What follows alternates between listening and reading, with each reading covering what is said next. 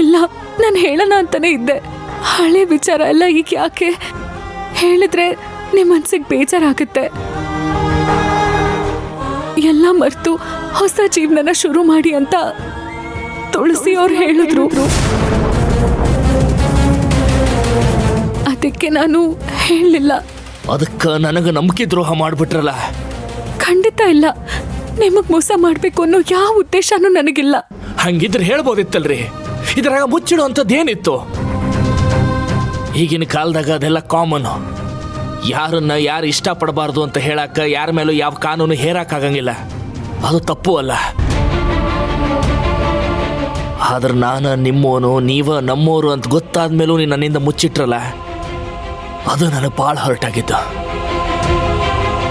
ಮೊದಲನೇ ಸಲ ನಾವು ನೀವು ಭೇಟಿಯಾದಾಗ ನಮ್ಮಿಬ್ಬರು ನಡುವೆ ಯಾವ ವಿಷಯನೂ ಮುಚ್ಚಿಡಬಾರ್ದು ಅಂತ ನಾನು ನಿಮ್ಗೆ ಹೇಳಿದ್ದೆ.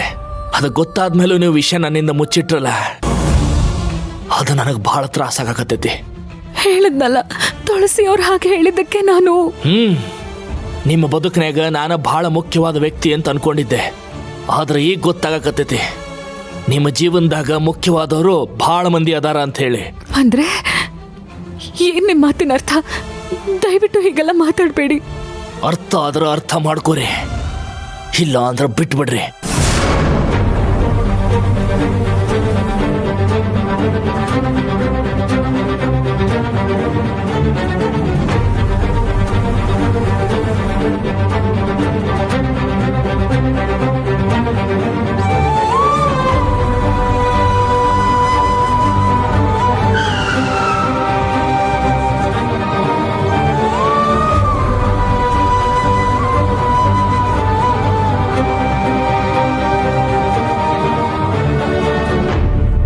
ದಯವಿಟ್ಟು ನನ್ನ ಮಾತು. ನನಗೆ ಭಾಳ ಕೆಲಸ ಐತಿ ಸಂಧ್ಯಾ ಅವ್ರೆ, ನೀವು ಹೇಳಿದ್ರೆ ನಾನು ಹೋಗ್ತೀನಿ.